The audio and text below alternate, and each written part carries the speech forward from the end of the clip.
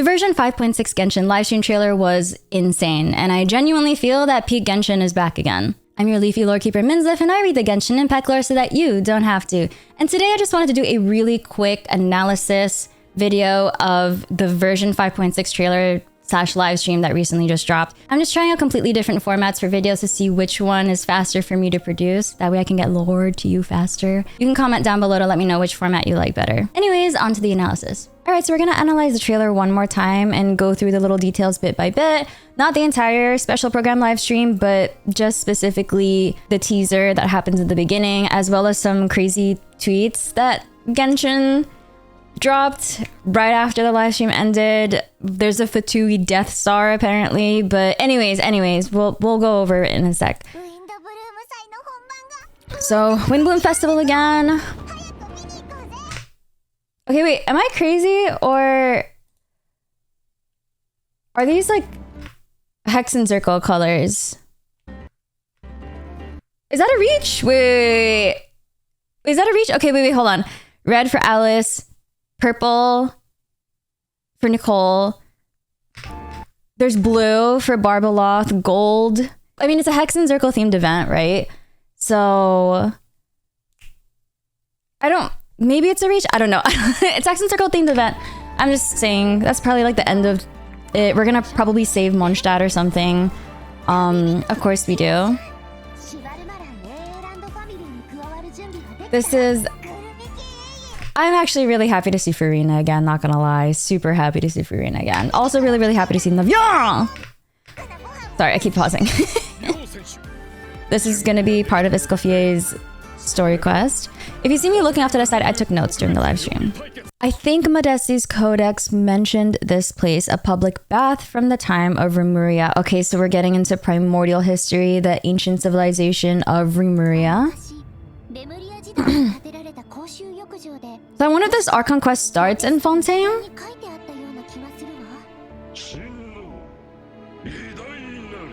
Or if this is part of Escoffier's. I don't think so though. It's curious that an ancient dragon relic of unknown origin would turn up like this out of the blue. I suspect this gun might have something to do with that smuggling case, but it might have slipped through the cracks. I'm torn. I'm not sure. I don't know if they're gonna do like dragon relic lore though in Escoffier's story quest. So I'm guessing this is Archon quest related. Like, do we start in Fontaine Natlan and then we end up in Mondstadt? I don't know. My master and mother, Gold, Rhinedottir.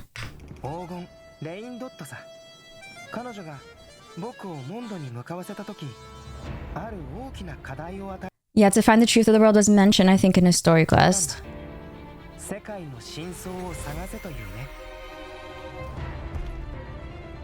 Alright, Mondstadt is under attack.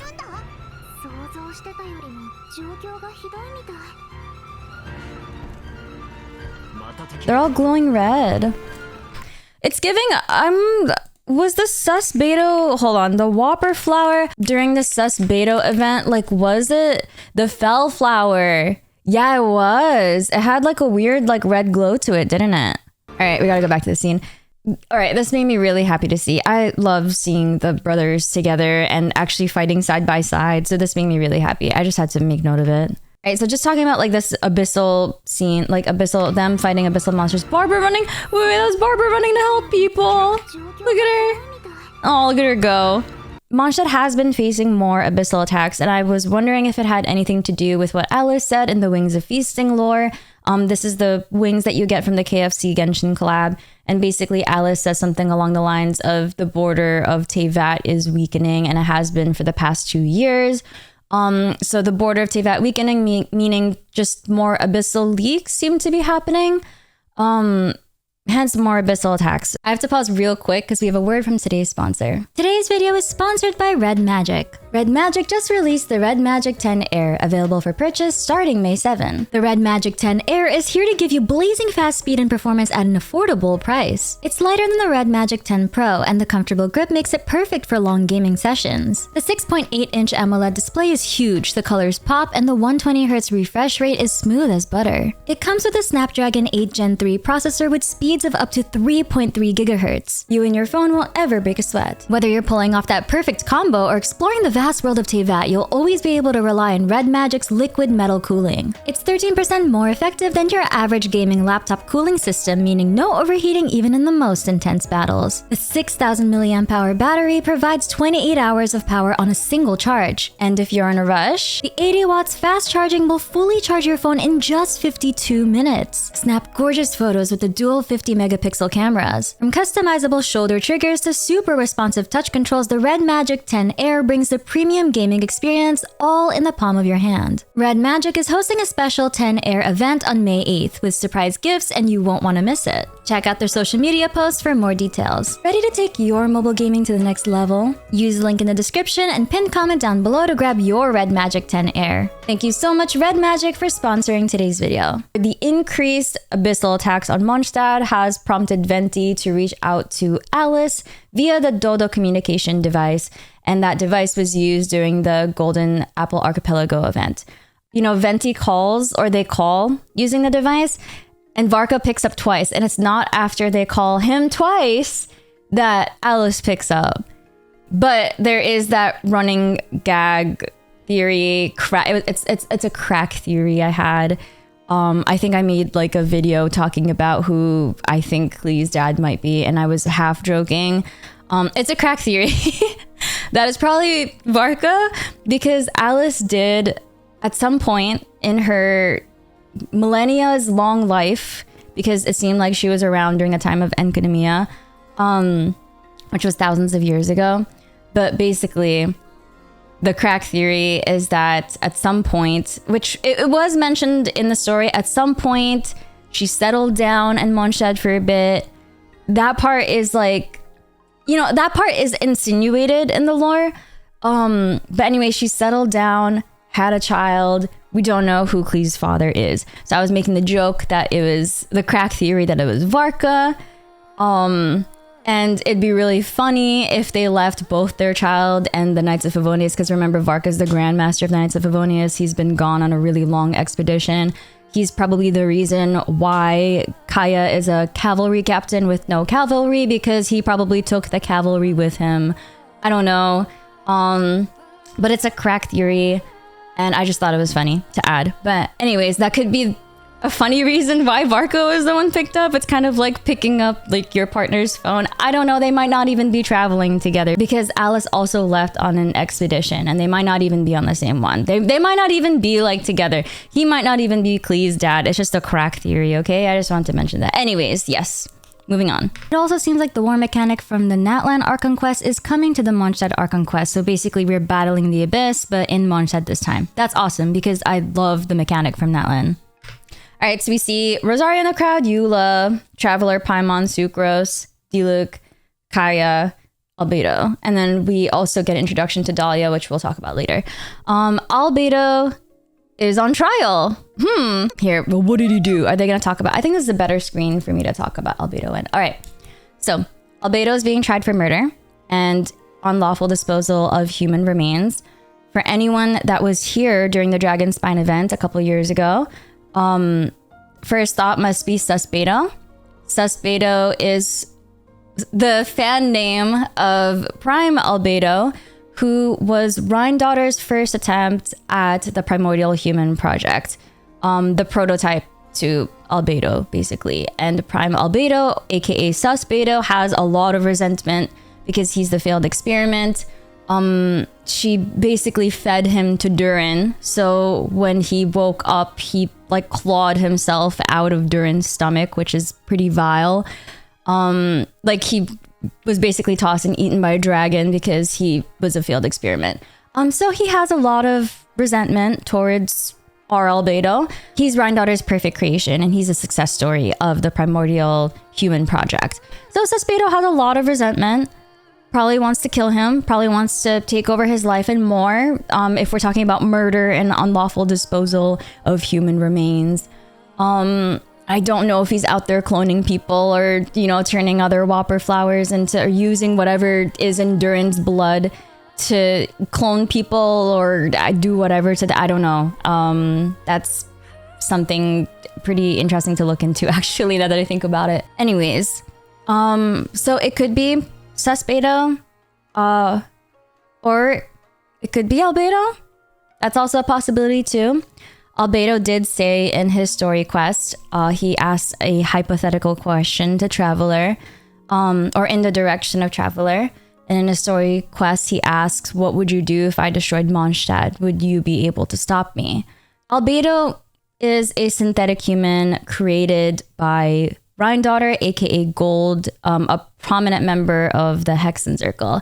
Those freaking hags, man. We know that many of her creations played a major role in the Cataclysm. While it's still unclear whether or not Rhinedottir was completely responsible for the Cataclysm, her involvement is still undeniable in my opinion. She is still considered one of the 5 sinners of Khaenri'ah. So the 5 big bads of Khaenri'ah. And she's up there with Skirk's mentor, and Skirk is Tartalia's mentor, and she's also up there with Dainsleif's brother, Vedder. So she's still considered a big bad. And the fact that she created Albedo here with the potential to destroy Mondstadt, it raises some uncomfortable assumptions. Like, did Albedo actually do the murder? Is it SUSBEDO? But if it actually is Albedo, if we think back to Durin, who was one of her creations, so he was the dragon that during the Cataclysm attacked Mondstadt 500 years ago, battled with Barbados, aka Venti, and Dvalin. Dvalin bit Durin in the neck, and that was the fatal blow that ended his life. Anyways, Durin, the dragon whose heart you can still see beating in Dragon Spine, was also a creation of Rhinedottir. And the funny thing with Durin is that Durin was actually not aware that he was destroying a city. So Durin was actually dreaming or almost like hallucinating that he was dancing with joy with the people. I hear sirens. Was dancing. Am I eating? Was dancing with joy and was talking about like, oh, I'm celebrating the people of Mondstadt love me. Like, I'm getting along with everyone. And then Dvalin bites him in the neck, and then he wakes up and is like, whoa, what's happening to me? And then his final thoughts were along the lines of, oh, I wish, you know, we got along better, or I wish the circumstances weren't like this.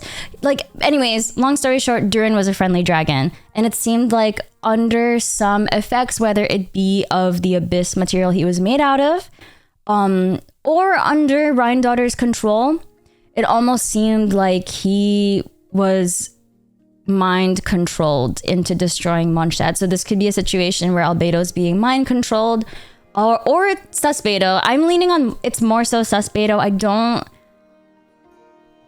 know. I don't know if they're gonna do that to Albedo. I don't know, but it would be kind of cool if Genshin went that direction with Albedo, but I don't know if they're gonna do it to him, you know? So I feel like they're gonna put the blame on SUSBEDO, and it would make a lot more sense. But then it would be kind of weird for people who did not get to play the Dragon Spine event a couple years ago. They'd be like, wait, who's SUSBEDO? Like, where is this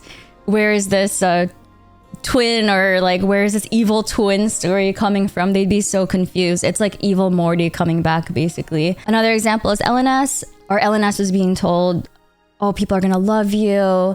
The world is a beautiful place to be in. And he thought he was celebrating with people. He thought he was like bringing joy to people, and then realized that he was causing pain to the people of Fontaine. He realized he was wreaking havoc on Fontaine, and he wanted to die. And he, after the Sponsian rammed into him by Captain Basil Elton, she intentionally ran the ship into LNS in order to kill him. It seems like LNS died from those sustained injuries. And then that's the body of the big monster you see in Fontaine. So it seems like there's some mind control happening. So whether or not it's mind control, whether or not it's SUSBEDO, this is going to be a really interesting plot to follow.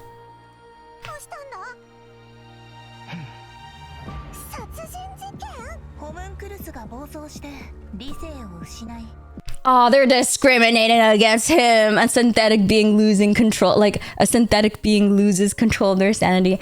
And this is the first hint we see of Dahlia, or this is the first like time we're actually seeing Dahlia, and I actually really like his design. This is super cool.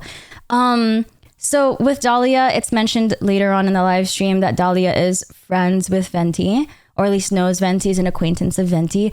I would not be surprised if Dahlia actually knows Venti's real identity as Barbados. Because I mean, look at him. He has the face of someone who knows things. You know what I mean? Like I don't know. I feel like I would not be surprised if he actually knew Venti's real identity. This is actually a really cool shot of Venti on top of his own statue. A formal meeting with the Hexen Circle. Alright, so here we see Alice. It's gonna be so nice to hear from her again. We're gonna talk about the chess piece in a sec. Alright. Actually, no, we're gonna talk about the chess piece right now. Are we? No, not yet. And then... Okay, and then that has to be Barbeloth, no? Because it's Obachan voice. So that's grandma voice. That's definitely Barbeloth, Mona's mentor. These hags, man. But only by turning the world on its own head can we see its true colors. It's tying into Teyvat's upside down. We're seeing its true colors. This is the truth of the world. So it begs the question, what do you see on the other side of the chessboard? Is it the abyss? Are we actually the other side of the chessboard? It's that upside down Teyvat theory. All right, this is a really cool boss. So it seems like the boss we're getting in this new patch is a king and queen. And their chess pieces. I want to see if I can actually get a better shot of the two of them. Oh, their designs eat. Oh. The designs are so good. Albedo activating his power. Well, let me find a good shot of the chess pieces. Okay. She has hydro powers. Okay, all right. Okay, this is... Nuvalet was stabbed? Hello? Like, who's out here stabbing dragon sovereigns? Is this the primordial era? Like, killing dragon sovereigns was so 6,000 years ago. But, like, Nuvalet was... What is Nuvalet? Like, what is going on? Okay, so it sounds... This is an Archon quest, by the way, which I was fearful that this was going to be a event, like a Windbloom event. This is going to be some PEAK lore thrown into, you know, an event that's only going to be here for a month or less than a month and then never to be seen again. And then future players just won't be able to enjoy it, or people who missed out on it will just miss out on PEAK. But I'm so happy that this is an Archon quest and it's a prelude. So that's going to be a lot of fun. But anyways, all right, I just want to get a good shot of the king and queen together. Hold on. Nuvalet was stabbed. It was a drug that Remuria developed for their war machine. So are they wait, okay. So is the assumption here that a drug that Remuria developed for their war machine, like a mind control war machine, like is Albedo mind control? Is it coming from a drug that Remuria developed for their war machine? Is that the mind control drug that Rhinedottir was using? I don't know. The assumptions here are plenty. I have never abandoned the subject of human research. Is that Rhinedottir's voice? I would die if it is. Anyways, okay, so king and queen bosses. So let's pause and talk about this. I took a couple notes on this. So let's talk about it. Anyways, the new king and queen boss, it's giving me a certain vibe, and that is of the Belyazar and the Tsaritsa. So the chess theme we're even encountering is very reminiscent of the Winter Nights Lazo. So if you remember the Winter Nights Lazo Fatui trailer, it featured a chessboard, and this chessboard is actually based off a real chessboard. It was based off Deep Blue versus Garry Kasparov in 1996, and it was the first IRL chess game where an AI actually beat a human for the first time. But the differences between the board from the Winter Nights Lazo and the IRL board from Deep Blue versus Kasparov is that the places of the kings and queens are swapped. Anyways, the chess theme and the theme of a king and queen is giving Snezhnaya lore a little bit. Tsaritsa, while it can mean the female version of Tsar, which is ruler or king in Russian, it can also mean the widow of a Tsar. So in the new artifact set that recently dropped, which is also Varesa's best in slot, it's the Long Night's Oath. And in that artifact set, it gives us a glimpse of what may have happened to Nod-krai during the Cataclysm. So according to the Long Night's Oath, the Belyazar, who's the king of Phase, and the first Cryo Archon seems to have died during the Cataclysm. And around the time of the Cataclysm, Tsaritsa came into power as the next Cryo Archon. Venti states that he was friends with the Tsaritsa, but then she completely changed after the Cataclysm. she's the god of love with no love left for her people, according to Minsleif. A god of love with no love left. So an assumption that we can make there is that the Belyazar was her co-ruler, or potentially her lover. I'd hate to say that, and then they're like a king and queen sibling duo, co-ruler. I don't even want to think about that. Whatever their relationship, it seems that Tsaritsa's heart was never truly healed after. I wouldn't be surprised if the lore of these bosses allude to them, but it's also funny that we're getting this king and queen boss very Snezhnaya coded during Windbloom, because Windbloom is essentially Monshad's equivalent of Valentine's Day, you know, the day of love. And then we're talking about this representing the goddess of love with no love no longer left for her people because she's heartbroken, because she lost the love of her life potentially. If you want my opinion, I don't think we need a dedicated day to celebrate our love for people. I think we should be doing that all the time. But anyways, I'm not gonna say no to flowers and chocolates. But anyways, moving on. On the charges of murder and unlawful disposal of human remains, the court finds the defendant guilty. Au retrice mécanique de la liste cardinal.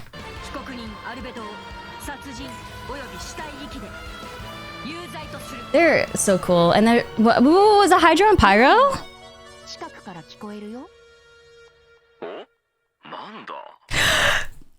He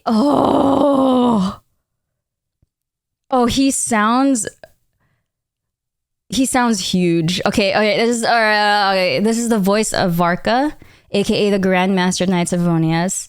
It also says Barbados, meaning he knows Venti by his Archon name, and I don't know, that's crazy to me. The amount of emotions that was going through me the first time I heard his voice is anyways. Okay, this is beautiful, by the way. This is a shot of dragon spine, what appears to be dragon spine, notably Celestia, or like the Skyfrost nail that we usually see close to the top of dragon spine is not visible. Paralogism, let's look up the definition. Paralogism is a piece of illogical or fallacious reasoning, especially one which appears superficially logical or which the reasoner believes to be logical. Good lord. So a paralogism is a fallacious argument that the speaker genuinely believes to be valid, but it's based on faulty reasoning. It's essentially a type of logical error where someone reasons incorrectly without intending to mislead. So it's almost like having information that you feel is right, but you think it's right, but it's because you haven't discovered the real truth of it. Is that correct? So basically there's more than what it seems.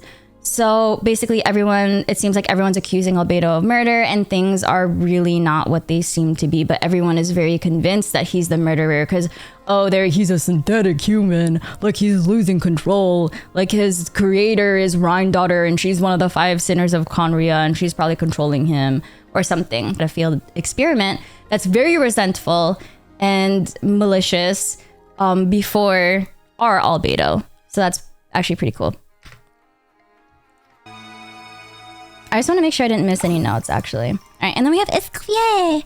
I wanted to talk about... what is it? What's his face? Nuvolite getting stabbed is still so, like, weird to me. I don't know what that means. All right, so we're going to go to the Genshin webpage because they dropped some pretty crazy stuff. This tweet specifically. All right, so we're here on Genshin's Twitter page, which is super, super sus, by the way. They just randomly dropped this, and it's the Pale Star Edict. The highest of commands has gone out. With it, the Fatui Harbingers have been summoned back to Snezhnaya and dispatched to nod-krai. The people stare and wonder, for what purpose does this army, bearing the banner of the Pale Star, come to their city? Or perhaps the question should be, for whom? Now, this is basically just a... They basically took the words from the Moon event that was describing the Fatui and they put it in a tweet, which is fire, by the way. All right, what gets me is this photo, though, because is that what I think? Is that a Fatui Death Star? Like, when the Tsaritsa waged war, when she said she was going to wage war against Celestia, I wasn't expecting a literal Death Star. That's actually pretty crazy. You know what? Slay. But no, that's crazy. That's actually Ooh, that'd be really cool. That'd be super, super cool. I hope it is. I really hope it is. So yesterday, if you last night, I remember seeing this last night on the Genshin launcher. So if you open the Genshin launcher, there was a news notification that popped up and it was this. And it seemed like they teased it ahead of time and then they deleted it after. Like after that, it wasn't on the launcher. Or like before the live stream started, it wasn't on the launcher. So people who caught this last night were very confused. And I saw this last night as well. And it's basically the broken moon in the sky of Natlan during the Natlan Arc Conquest when Mawika punched a hole into the sky.